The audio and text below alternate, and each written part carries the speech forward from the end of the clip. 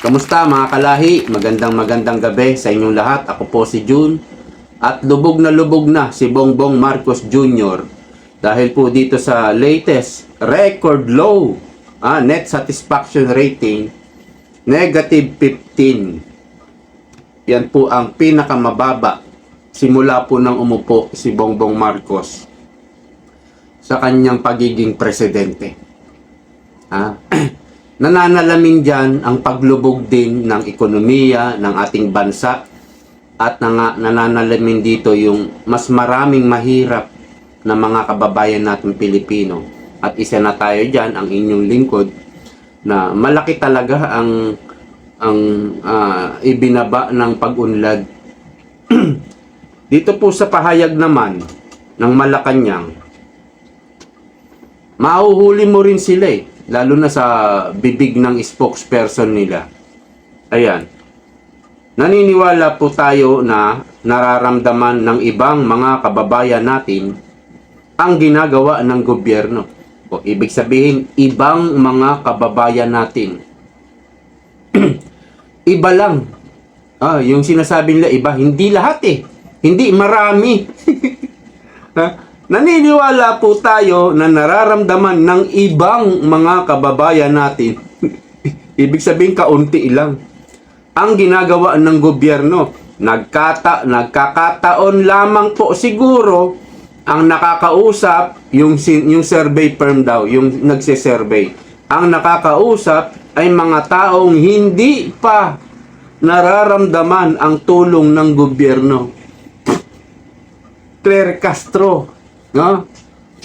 Coming from your mouth, sabi niya, nagkataon lamang po siguro ang nakakausap ay mga taong hindi pa nararamdaman ang tulong ng gobyerno.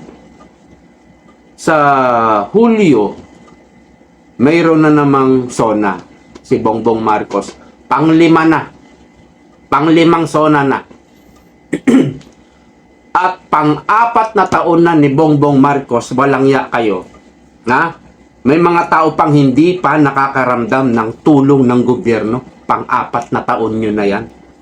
Dapat ramdam na lahat ng taong bayan yung tulong ng gobyerno. Bakit mayroon pang hindi nakakaramdam? Coming from your mouth. Ito na po yung talagang hinaing galit ng taong bayan. Ano mga dahilan yan?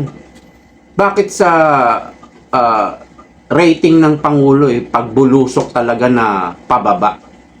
Ano mga dahilan? Corruption. Kahit iligtas niya yung sarili niya, wala akong kinalaman dyan. Hindi ako nangurap kahit piso. Nangyari ang korupsyon under your watch. Sa pamumuno mo, ikaw yung pumipirma ng pondo, budget ng Pilipinas taon-taon. Tapos, ililigtas mo pa rin ang sarili mo.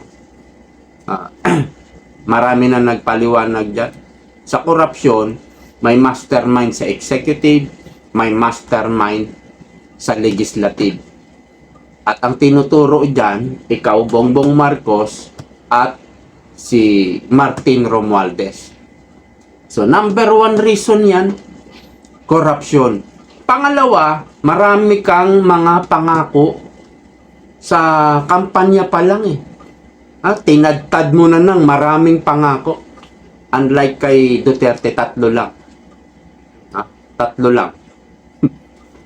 Sa'yo, ang dami. Ang dami mong ipinangako mo na lahat, manalo ka lang sa eleksyon.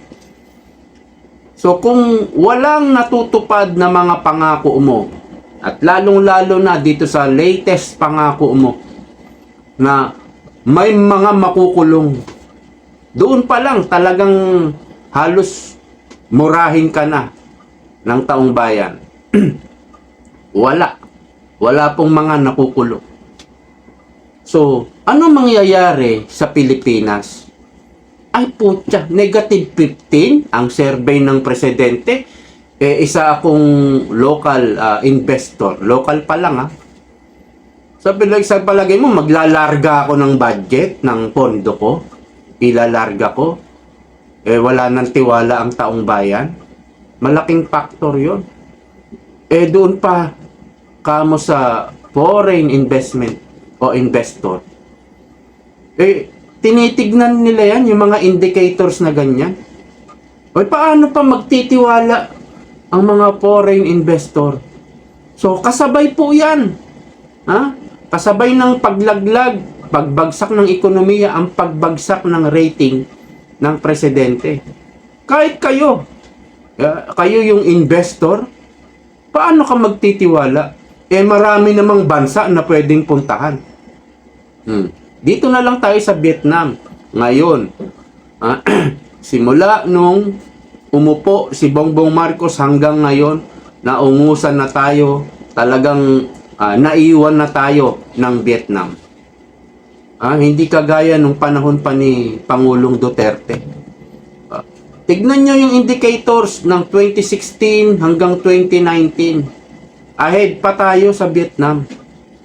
Lalo na nung nag-usbungan yung mga proyekto. Dito po kahit isa, kay Bongbong Marcos, wala silang maipagmalaki. Ang sinasabi ko yung maipagmamalaki nila, wala.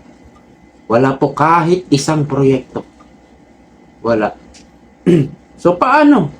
Paano makakabawi ang ekonomiya ng ating bansa kung ganyan? Kung ganyan ang rating ng ating presidente. Wala talaga.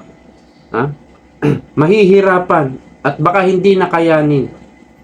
So, dito po sa ipinapahayag ni Hontiveros. Punta na tayo kay Hontiveros. Meron tayong nakita. Ayan. May pahayag siya recently. Kung maging si Sen Sherwin yan, magiging mabuti yan para sa Senado. Ang tinutukoy niya kung si Sherwin Gatchalian ang magiging Senate President, magiging mabuti yan para sa Senado.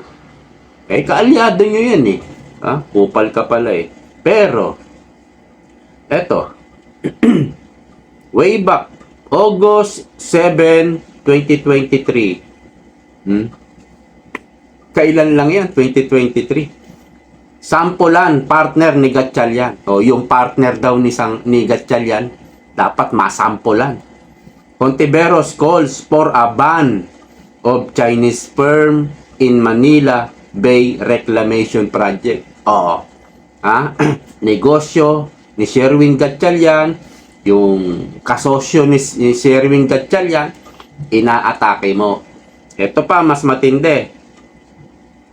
Ito, Rumble in Romblon. February 6, 2023. 2023 lang, ilang taon lang nakakalipas. Rumble in Romblon.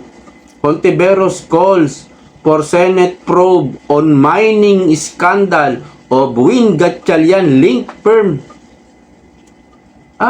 2023 pala, inaatake mo si Win Gatchalian? Baka may nakikita kang anomalya. Ganyan po kasi yung negosyo, yung part-time, yung extra income ni Hontiveros, babanat yan. Kahit kapwa niya senador, babanat yan. Kapag may kliyente. Hindi nyo pa ba nagigets? Yung tao na yan, may kliyente. Kasi nauuso ang troll, di ba? Yung mga small time troll. Mayroon namang mga big time troll. Yan palagi kong sinasabi. Iba ang bayad sa big time troll. Lalo na kung ikaw ay isang congressman, isa kang senador na troll. Babayaran mo yung isang senador, banatan mo nga yan. Isa pong extra income. So kung ang paninindigan mo noong 2023, Risa Hontiveros, may nakikita kang anomalya kay Win Gatchalian, ngayon 2026, Ito na sinasabi mo. Kung magiging si Sen Sherwin yan, kung maging si Sen Sherwin yan, magiging mabuti yan para sa Senado. Palakpakan. Ang galing ng paninindigan natin, alam? Ang dami mong mga ginagago, Risa Hontiveros. Yan po ay para lang sa pondo. Pondo po yan. Medyo talinuhan ninyo. Yung mga ibang bumabanat na politiko. Mayroon pong mga ano yan, may mga agenda at may mga maleta. Totoo yan. Opo. Ikaw ba naman kukuha ka ng mag-advertisement sa produkto mo. Halimbawa, isa kang entrepreneur. Kukuha ka ng endorser sa produkto mo. Aba, kung ang kukunin mong endorser, sila employee lang, sila, hindi natin nilalang, hindi natin kumbaga, yung mga artistang hindi gaanong popular, mura lang bayad dyan. Diba? Pero kung ang kukunin mo si Angel Locsin, sila Catherine Bernardo, aba, iba na yan, iba na ang presyo niyan. Pero, pero nakakalamang ka na yung produkto mo ay bibilhin. No? So, kung ikaw, kukuha ka ng troll, doon ka na sa sa may pambayad ka naman. Doon ka na sa mga bigating troll na mga dean, dating justice, senador. Mas mabibili yung kung ano mang paninira, pag-aatake, mas mabibili ng taong bayan. Kaya nauso na po yan Yan po ang ilan sa mga extra income ni Hontiveros. Alright, wala na pong pag-asa kay Bongbong Marcos. Hintayin na lang natin na bumaba itong bangag na ito. Hanggang dito na lang po. See you next time. Bye-bye!